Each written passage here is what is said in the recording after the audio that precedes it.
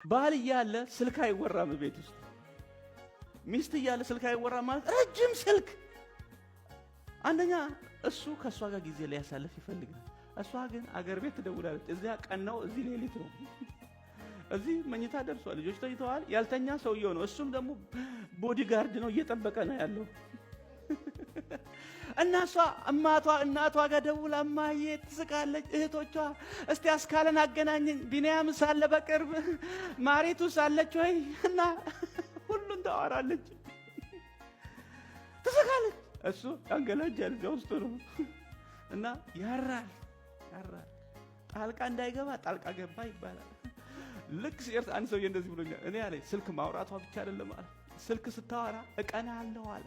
እምቀናው ስትስቅ ስትጫወት እንትን ስትል ምን አለ ይሄ ለኔም ብታረገው እዚህ ስትመጣ አላለሁ አለ። ልክ ዘግታ ቤት ስትመጣ ሌላ ሴት ናት አለ። መኝታ ቤት ስትገባ ሌላ ሴት። መሳቅ የለም ማሳቀቅ ነው ስራው አለ። በቃ አለቀ። እንደው መቼ ነው እንደማየ የምታወራኝ? እንደማየ እንደናባየ አርጋ ብዬ ቀና አለሁ አለ። በቃ እንትን ያስፈልጋል አልኩት እኔ ስልጠና። አንተ ትምህርት ያስፈልጋል፣ ስልጠና ያስፈልጋል እንደማየ እንዳባየ። ከዛም በበለጠ ሁኔታ አንተ ጋር አላት እሷ ማረግ ትችላለህ። ግን ያው ያንተ ሁኔታ ነው እላለሁ። ብዙ ወንድ የክትትል ትምህርት ነው የተማረው እንጂ የጋብቻ ትምህርት አልተማረም። ብዙ ሚስቶች፣ ብዙ ትዳር የክትትል ትምህርት፣ የዲሳይፕል ትምህርት ተምረናል። የጋብቻ ትምህርት የለም። እንደውም አንዳንድ ጊዜ ሲያስተምሩን አባቶቻችንም የዘንድሮ ልጆች ይሄን እንኳን ታውቁታላችሁ ብለው ነው የሚዘሉት እና እኛም እየዘለን እንኖራለን በትዳርስ ማለት ነው። ስለዚህ ነው ቤተክርስቲያን የጋብቻ ትምህርት የምታስተምረው። ስለ ባህሪ ልናገር ነው። ባህሪያችንን በመቀባበል እርስ በርሳችንን በመከባበር ለመኖር ስንወስን የዘመመ ህይወት ያቆማል። አሜን። ቤቱ የዘመመ ህይወት አንኖር ማለት ባህሪያችን ለመቀባበል። ስለ ባህሪ ትንሽ ላውራ። እንግዲህ እግዚአብሔር ሁለት የተለያዩ ሰዎች ነው የሚያገናኘው። አንዳንድ ወንድ እንደዚህ ይላል፣ ምን አለ እንደኔ ብትሆኚ ይላል። ምን አለ እንደኔ ብትሆን። ስለዚህ እንደኔ ሁኚ፣ እንደኔ ሁን አትበሉ። እንደራሷ ትሁን። ለቤቱ ያስፈልጋል የሷ ባህሪ እንደራሱ ይሁን። ለምሳሌ እግዚአብሔር እሳትና ውሃን ነው የሚያገናኘው እንጂ እሳትና እሳትን አያገናኝም። እሳትና እሳት ከተገናኘ ቤቱ ይቃጠላል። ውሃና ውሃም ከተገናኘ ጎርፍ ይወስዳቸዋል። ስለዚህ እግዚአብሔር እሳትና ውሃን ያገናኝና እሳት ስትሆን እሱ ውሃ ይቸልስና ከምዳውን ይላል። በቃ ተረጋጊ ይላል። እሱ ደግሞ ቀዝቀዝ ብሎ ፍሪጅ ውስጥ እንዳይገባ ሞቅ ታደርጋለች እሷ። እና አሟቂ ነች እሷ ማለት እሳት ነች እሷ ማለት ነው። ዝምተኛን አያገናኝም እግዚአብሔር። በተለይ ደግሞ እዚህ አሜሪካን ሀገር ዝምተኛ ሲደመር ዝምተኛ አርፈተኛ በቃ አለቀ። ቴሌቪዥኑ አያወራ ማለት የኛን የልብ አይናገር። ስለ ሄሪኬን ሊያወራ ይችላል፣ የኛን አያወራንም። ሄሪኬን ነው የሚያወራው። ከማን ጋር ይወራል አሜሪካ ዝም ተብሎ? እዚህ በጎን ያለው ላቲኖ ነው አያወራም፣ በዚህ በኩል ያለው ሌላ ነው አያወራም። ስለዚህ እርስ በርስ እና አንዱ ዝም ሲል ሌላ ያወራል። ለምሳሌ አንዳንድ ቤት አብዛኛው ወንድ ዝም ይላል፣ ሴቷ ነች ከሆነ እሷ የእሱንም ጨምራ እንግዳ መጥቶ ሁሉ ዝም ነው የሚለው። ተጫወት ይልና የሆነ ሞባይል ያነባል ወይ ጋዜጣ ያነባል። እሷ ኪችን ውስጥ እየሰራች ተጫወቱ ልጆች ደህና ናቸው ያጥናፉስ ይላል። እዚያ ሁና ደብል ነው የምትሰራው እሷ። እዚያ ሁና ምንድነው እንትን ነች፣ አሟቂ አቀጣጣይ የቤቱ ሞተር ነች ማለት ነው እሷ። አሁን እንደዚች አይነት ቆንጆ ማለት ጥሩ ሴት ምን አለ እንደው ብትረጋጊ፣ እንደው እሳት ሆንሽ እኮ እንደው ሃይበር በጣም ሃይበር ኖ ባህሪዋ ነው። ታሟሙቀው ቤቱን ተዋት። በጣም ደስ ይላል አትሞስፈሩን። እሷ ስትኖር ደስ ይላል። እስቲ ተመልከት፣ ለ3 ወር ትሄድ አገር ቤት መሬት ጨለማ ነው የሚውጠው ጨለማ።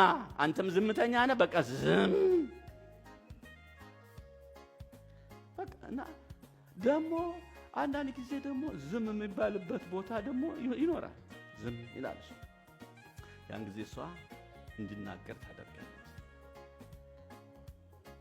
አንዳንድ ቦታ እኔ ሲሄድ እኔ ዝም ማለት አልችልም በባህሪ። አሁን መድረክ ላይ ብቻ አይደለም ለብቻ ስታገኙ ሁሉ ማውራት ወዳለሁ፣ መጫወት፣ በዚያው መምከር፣ የጌታን ነገር መናገር፣ እንደዚህ እያዋዛው በጣም ነው የምወደው። ይሄ ነው የኔ ተፈጥሮ። አባቴ አንደበተ ርቱዕ ነበር ይባላል። ሰፈር የተጣሉትን ሰዎች ሁሉ ያስታርቅ ነበር። አቶ አበባ አግደው ጋር ሰው ከሄደ ሳይታረቅ አይመጣም ይባላል የኔ አባት። እና ከሱ ነው የወሰድኩት አብዛኛውን ነገር። ከዛ መንፈስ ቅዱስ ደግሞ ተጨመረና ለእርሱ ክብር ለወጠው። እግዚአብሔር የተባረከ ይሁን። እና በቃ ዝም ማለት አልችልም። ለምሳሌ በታክሲ ሲሄድ አዲስ አበባ በታክሲ ለምስክርነት ስፈልግ በታክሲ ነው የሚሄደው። ውይይት የሚባል ታክሲ አለ። በዚያ 6 በዚህ 6 ቁጭ ብለን ሁሉ ሰው ዝም ካለ እኔ እንድላለሁ፣ ወገኖች ታክሲው ምንድነው? ውይይት እንወያያ ታዲያ ብዬ ጀምራለሁ። እኔ እንወያይ ብዬ ጀምራለሁ። ከዛ በቃ እንወያያለን። ከእንትኑ ከኳሱ ተነስቼ ወደ ህይወት እመጣለሁ፣ ወይ ከሆነ ነገር ተነስቼ በጊዜው ካለው ኮንቴክስት። እና እኛ እንግዲህ እኔ ተናገር ዝም አይደለም፣ እኔ መናገር ነው የኔ ስራ። ቤቱም ውስጥ እኔ ነው የምናገረው፣ እሷ ዝም ነው። አንዴ ከተናገረች ይበቃል። እና እኔ አንቺ አንዱ ራሱ ይበቃል ዝም ማለትሽ ጥሩ ነው እላለሁ። እና እግዚአብሔር እሳትና ውሃን ነው የሚያገናኘው። እንትን ሰጪውንና ቆጣቢውን ነው የሚያገናኘው። ሁለት ሰጪ አያገናኝ፣ ሁለት ለጋስ አያገናኝ። አንድ ቆጣቢ ሌላ ደግሞ ቆርጣሚ ይባላል። ሁለት ቆርጣሚ አያገናኝም። አንዳንድ እንጃ ማን እንዳገናኛቸው አንዳንድ ባልና ሚስት መቆርጠም ነው ስራቸው። የንብላው ቡድን እንብላው ነው፣ በቃ መዝናናት ነው፣ አይስላንድ እንሄድ ነው፣ እንብላው ነው፣ ክሬዲት ወስዶ ማውደም ነው፣ መብላት። የንብላው ቡድን አይነት አለ። እና እንደዚህ እግዚአብሔር የሚያገናኘው ቆጣቢና ቆርጣሚ ነው።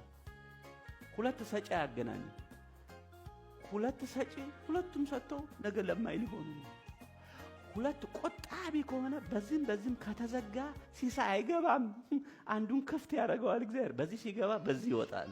ሲስተሙ ነው ራሱ። ይሄ የመዝራትና የማጨድ ህግ ነው። ስለዚህ እሷ ከሆነ ዘሪ ተው አትዝራ፣ እንደኔ ለምን አትሆኝም አትበላት። እሱ ከሆነ ይስጥ፣ በአግባቡ ይሁን እንጂ ተመካክሮ ይሁን እንጂ ዝም ብሎ ሳይመካከሩ አይደለም። ተመካክሮ ጸልዮ ነው ማድረግ። እና ሌላው ደግሞ ሰዓት አክባሪና ሰዓት አሳሪ ነው የሚገናኘው። አንዱ ሰዓት አክባሪ ነው፣ አንደኛው ግን ሰዓት አሳሪ ብቻ። ሰዓት አያከብርም።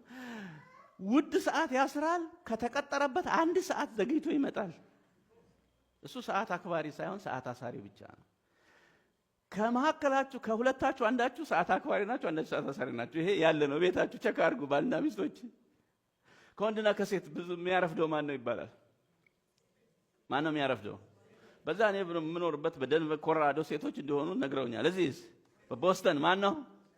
ሴቶች ያረፍዳሉ አይደል? ሴት አያረፍድም? ያረፍዳል ይባላል። ኦኬ አዎ ይባላል። በአገራችን እንደውም ይባላል ሴት እንኳን ቢወት ኖራ ሬሳዋ ራሷ ቶሎ አይወጣም ይባላል። ዘግይቶ ነው የሚወጣ ይባላል። ሬሳዋ ራሱ የሴት ሬሳ አርፍዶ ነው የሚሄደው ወደ መቃብር ቦታ ይባላል። ኤኒዌይ ሴት እንደዚህ ነው እያሉ እንዲሁ ድሞ ከማረግ ወይ ዳውን ከማረግ የምታረፍድበት ምክንያቱ ምንድነው ብሎ መመርመር ጥሩ ነው። ለምንድን ነው የምታረፍደው? አየህ እሁድ ጧት አንተ ዝንጥ ብለህ ከረባት አስረ የመኪና ቁልፍ ይዘህ መኪናው አጠገብ እያንቀጫቀጭ አትወጭም ወይ ትላለህ። እሷ እንዴት ብላ ነው የምትወጣው? አንዱን ስታጥብ፣ አንዱን ልጅ ስታበላ፣ ለአንዱ እንዲህ ስታረግ፣ ለአንዱ ገና አልተዘጋጀችም። እሷ ግን አልተዘጋጀችም። ስለዚህ ያንተ እርዳታ ያስፈልጋታል። መርዳት አለብን። እንደኔ ስማርት ባል ከሆንክ ደግሞ ከማታ ጀምረህ ማዘጋጀት አለብህ። እኔ ማዘጋጀውን ተመልከት። ለእሑድ ጠዋት ቅዳሜ ማታ ክሎዞስቱ ጋር ሄድና እዚያ ልብስ የምትሰቅልበት ሄጄ ነገ የምትለብሽው ይሄን ነው ብዬ ራንደምሊ እጄ ውስጥ የገባውን አንዱን አመጣለሁ። ይሄን ነው አይደል ነገ የምትለብሽው? ኧረ እሱን አይደለም ትላለች እና የቱን ነው? ያኛውን አምጣ አመጣለሁ። ያንን ራንደምሊ የማይሄደውን ጫማ ሄድና ይሄን ነው አይደል ከዚህ ጋር የምትጫሚው? አይደለም እሱ አሁን ከዚህ ጋር ይሄዳል። ያንን አምጣ፣ ያንን አመጣለሁ። ሌላም ሁሉ የውስጥ ልብሱን ጠቅላላ 12ቱንም ማለት ነው ስቆጥረው እስካሁን የእሷ እስካሁን ስቆጥረው 12 ሆኗል። እሱን ሁሉ ሰብሰብ አድርጌ የሚተኮሰውን ተኩሽ ምን ብዬ ማታ ነው ማዘጋጀው። ጠዋት የምችለውን ደግሞ ረዳታለሁ። ከዛ እኩል ለብሰን እኩል ቁጭ ብለን አብረን እየዘመርን ወደ ቸርች እንሄዳለን። እና መርዳት ለምሳሌ ጠዋት 9 ላይ ቀጠሮ ካለ ሰኞ ማክሰኞ 9 ላይ ካለ ወይ 10 ላይ ካለ ከ5 ጀምሮ አዘጋጃታለሁ። ይሄ ፊቷን የምሰራው ነገር ካለ ሻዶ ኮማንዶ የምታረገው ማለት ነው። የሚያስረፍደው እሱ ነው። ብዙ ጊዜ አንተ አላወቅም እንጂ እሱ ነው የሚያስረፍደው። ስለዚህ እሱን ሁሉ ማዘጋጀት አለብህ ማለት መርዳት፣ ወደዛ ወደ ራሷ ቅድስተ ቅዱሳን እንድትገባ በጊዜ ይሄን እኔ ይሄን ቫኪዩም አደርገዋለሁ። እኔ ቆንጆ እኔ እሰራዋለሁ። ግቢ ወደ ቅድስተ ቅዱሳንሽ በቃ ጨርሽ።